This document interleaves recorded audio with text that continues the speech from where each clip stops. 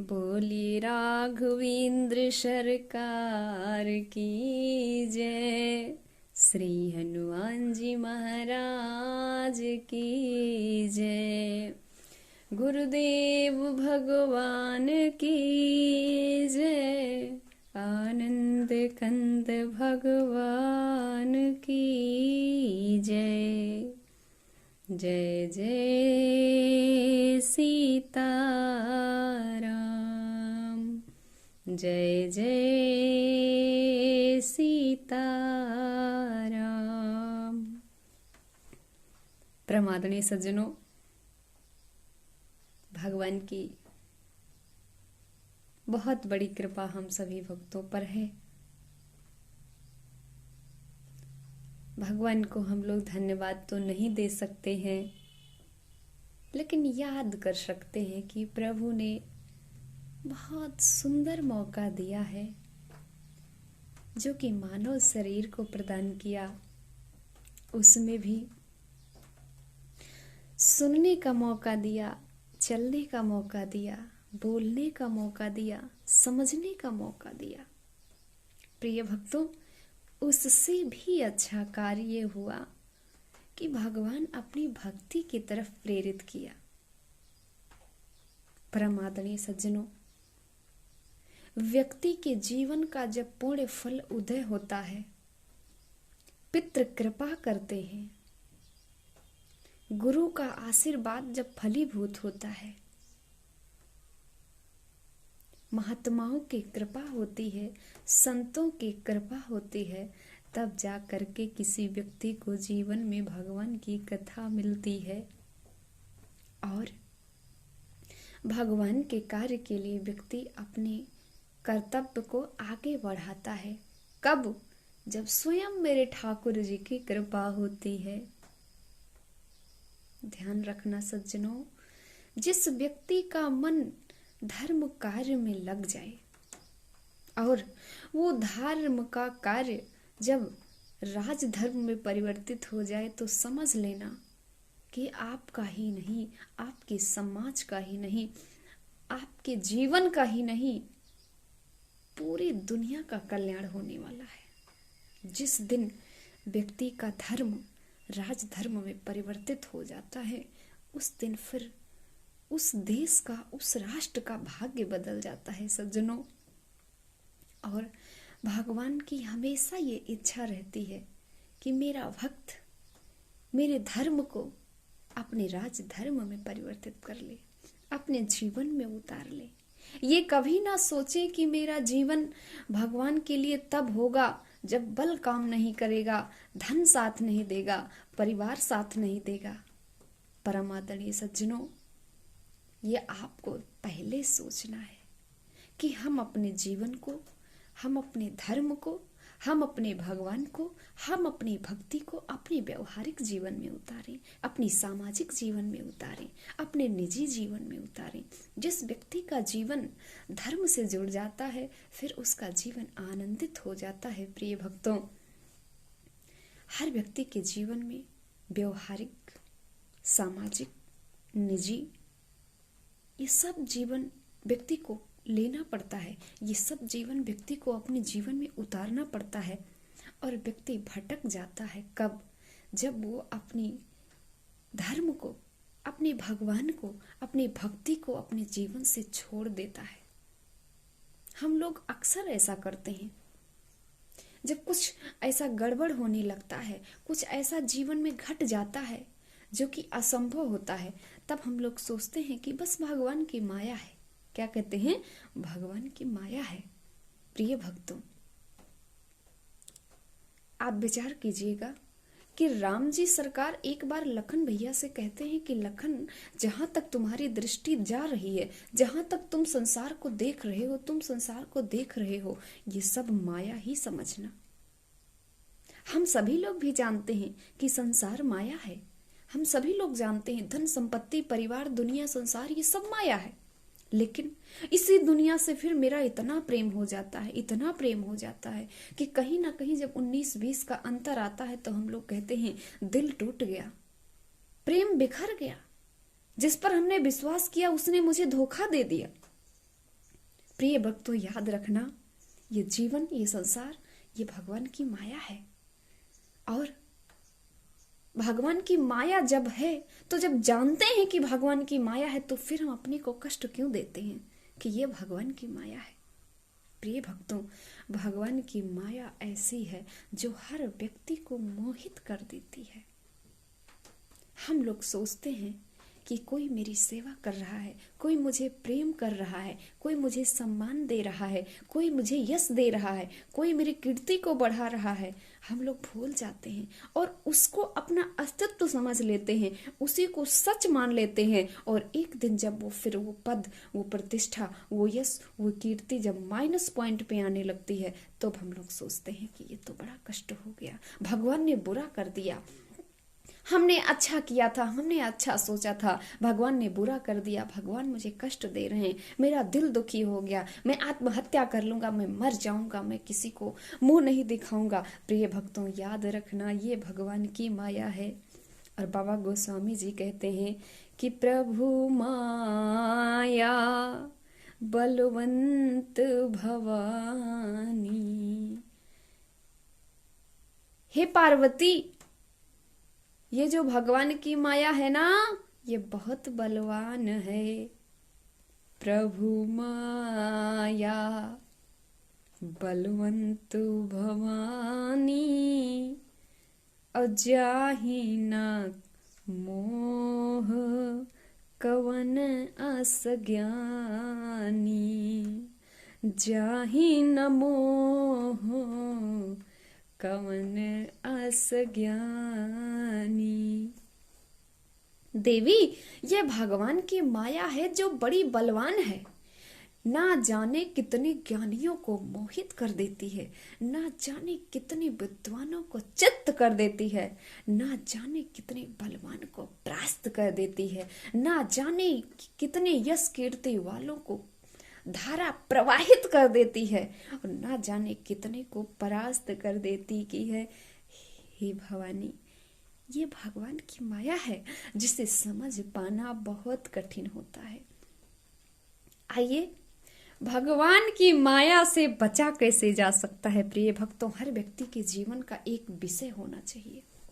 हर व्यक्ति जानता है कि संसार भगवान की माया है, ये जो भी कुछ संसार में हम लोग देख रहे हैं, ये भगवान की माया से चल रहा है। भगवान की माया प्रेरित करती है, व्यक्ति उसी प्रकार उस चीज में ढल जाता है। लेकिन जानते हुए भी जब उसको जीवन में दुखी होना पड़ता है, कष्ट उठाना पड़ता है, तब वो भगवान को देश देता है और भूल जाता है कि ये संसार भगवान की माया है।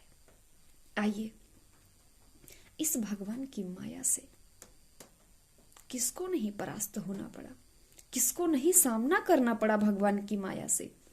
ध्यान रखना सज्जनों, व्यक्ति जीवन में, संसार में महान वही होता है जिसका सामना माया से होता है। और जिस व्यक्ति ने माया को बड़े प्रेम से समझ लिया, जिस व्यक्ति ने माया को अपने जीवन में हर कदम पर याद रखा, विश्वास कीजिए वो व्यक्ति इस जीवन से भगवान बन के जाता है।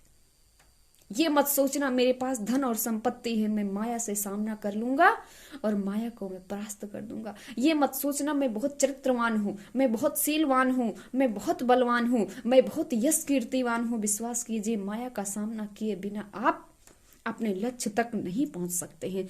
जीवन में उसी व्यक्ति का नाम आगे होता है, जीवन में वही व्यक्ति महान होता है जिस व्यक्ति का जीवन, जिस व्यक्ति को सामना करना पड़ता है माया से। और विश्वास करना, बिना माया से सामना किए हुए किसी भी व्यक्ति को महान पद और प्रतिष्ठा नहीं मिलती है। आज जितने व्यक्ति सफल हैं, उन सब के जीवन में कहीं ना कहीं माया ने सामना किया है। और उस व्यक्ति ने अगर याद रखा कि मेरे जीवन में माया कब आ जाए, विश्वास कीजिए हर व्यक्ति को जीवन में माया से लड़ना पड़ता है, माया से सामना करना पड़ता है। आइए आपको बता दें, हर व्यक्ति के जीवन में 24 घंटे में 17 बार परीक्षा होती है। याद रखना, कभी काम की, कभी क्रोध की, कभी लोभ की, कभी मोह की, कभी अहंकार की। याद रखना, ये मत सोचना कि महात्माओं के जीवन में, संतों के जीवन में, बड़े बड़े व्यक्तियों के जीवन में परीक्षा होती है। ध्यान रखना, शून्य से व्यक्ति उच्च शिखर तक की यात्रा करने वाले हर व्यक्ति के जीवन में 17 परीक्षा होती है और 17 बार परीक्षा होती है। ध्यान रखना सज्जनों, सुबह से लेके शाम तक, रात्रि से लेके सुबह तक ध्यान देना सज्जनों, 17 बार परीक्षा होगी। कभी आपके काम की, कभी आपकी क्रोध की, कभी आपकी लोभ की, कभी आपकी मोह की, कभी आपकी अहंकार की। ध्यान रखना, कभी भी अपने बल पर घमंड मत करना, कभी भी अपने चरित्र पर घमंड मत करना, कभी भी अपनी विद्वता पर घमंड मत करना, कभी भी अपने उम्र पर घमंड मत करना, कभी भी अपने सौंदर्य पर घमंड कम करना, नहीं तो ना जाने कब ये माया आपके जीवन को आए और परास्त कर दे। विश्वास कीजिए सज्जनों, जिस व्यक्ति को, जिस जीवन में हम लोग आकर के अपने आप को उज्जवल भविष्य करना चाहते हैं, विश्वास करो सज्जनों, जिसको हम लोग भगवान मानते हैं, भगवान के भी जीवन में माया को आना हुआ और माया ने भी भगवान की भी परीक्षा लिया। विश्वास कीजिए, ऐसे ही हम लोग भगवान किसी को मान नहीं लेते हैं। हमारे ही आपकी तरह साधारण रूप में इंसान, आने वाले व्यक्ति जिसे हम राम जी कहते हैं, एक साधारण व्यक्ति की तरह इस संसार में आए, एक राजा का बेटा बन करके आए और धर्म के पथ पर चले, लेकिन जीवन में संकल्प कर लिया कि मैं धरती से निशाचरों का विनाश कर दूंगा। विश्वास कीजिए सज्जनों, जिस व्यक्ति ने जीवन में संकल्प ले लेता है, उसके जीवन में माया अवश्य आती है। विश्वास कीजिए सज्जनों, बिना माया के आए हुए, बिना माया के आशीर्वाद प्राप्त किए हुए बिना व्यक्ति को अपने लक्ष्य तक पहुंचना बड़ा कठिन हो जाता है। राम जी ने जैसे ही संकल्प किया कि मैं धरती से निशाचरों का विनाश कर दूंगा, तब जाकर के मैं चैन की सांस लूंगा। विश्वास कीजिए, भगवान राम की परीक्षाएं शुरू हो गई। हम लोग सोचते हैं कि मेरे जीवन में मैंने बहुत अच्छा काम किया, थोड़ा सा कष्ट आता है हम लोग भगवान को दोष देने लगते हैं, थोड़ा सा कष्ट आता है हम लोग विचलित हो जाते हैं, परिवार में थोड़ा सा परिवार का सहयोग छूट जाता है, हम लोग संसार का सहारा लेने लगते हैं। लगता है कि मुझे संसार सहारा देगा, लगता है मुझे मेरा मित्र सहारा देगा, लगता है मेरा मित्र, नेता, विधायक, मंत्री साथ देंगे। लेकिन प्रिय भक्तों, याद रखना, जब सब लोग साथ छोड़ दे तो याद देना कि अब भगवान मेरी परीक्षा लेने के लिए स्वयं आ रहे हैं। और स्वयं भगवान परीक्षा लेने के लिए नहीं आते हैं, परीक्षा लेने के लिए स्वयं भगवान की माया आती है। और जब भगवान की माया से व्यक्ति पास हो जाता है, फिर वो व्यक्ति दुनिया से भगवान बन करके जाता है। आइए, राम जी के जीवन में माया कैसे परीक्षा ले रही है।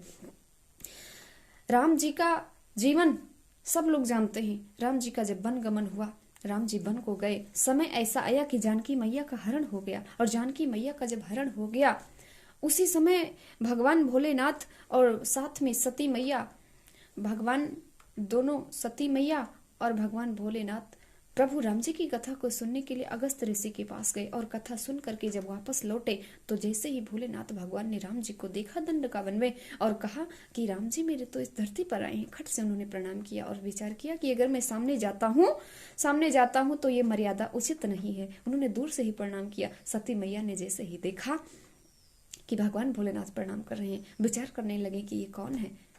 भगवान ने कहा, भोलेनाथ ने कहा, ये तो मेरे प्रभु हैं। सती मैया ने कहा, ऐसा हो नहीं सकता कि भगवान है। विश्वास कीजिए, आज भगवान की माया कैसे मेरे राम जी की परीक्षा ले रही है। भगवान भोलेनाथ के साथ सती मैया ने विचार किया, अगर राम है, ये राजा के बेटे हैं और भगवान हैं, तो कैसे ये रो रहे हैं, चलिए इनकी परीक्षा लेते हैं। विश्वास कीजिए, सती मैया सीता जी का रूप धारण करके भगवान राम के सामने जाकर के पहुंच गई। और जैसे ही मेरे राम जी ने देखा, विश्वास कीजिए सज्जनों, भगवान को पता चल गया। हर मोड़ पे राम जी को पता है कि न जाने कब कौन सी माया मेरे जीवन में आकर के परीक्षा ले ले। हम लोग विचलित हो जाते हैं। पत्नी का साथ, भाई का साथ, बेटी का साथ, बहू का साथ जब छूट जाता है, हम लोग बड़े उत्साहित मन से दूसरे का सहारा छोड़ लेने लगते हैं। कौन सा मेरा साथ देगा, कौन सा मेरा अपना होगा, कौन सा मेरा अपना। लेकिन राम जी ने सोचा, मेरे जीवन से अगर दुख आया है, मेरे जीवन में अगर दुख आया है, मेरे जीवन से सीता चली गई है, मैं जीवन पर्यंत किसी अन्य स्त्री को नहीं देखूंगा। विश्वास कीजिए, जो व्यक्ति अपने जीवन में किसी भी बात का संकल्प ले लेता है, माया परीक्षा लेने के लिए आती है। जैसे ही राम जी ने संकल्प किया था, मैं निशाचरों का विनाश कर दूंगा, राम जी ने संकल्प कर लिया था कि सीता जी को देखने के बाद कि हे सीता, मैं जीवन पर्यंत तुम्हारे सिवा मैं किसी अन्य स्त्री को नहीं देखूंगा, तुरंत परीक्षा लेने के लिए सती मैया आ गई।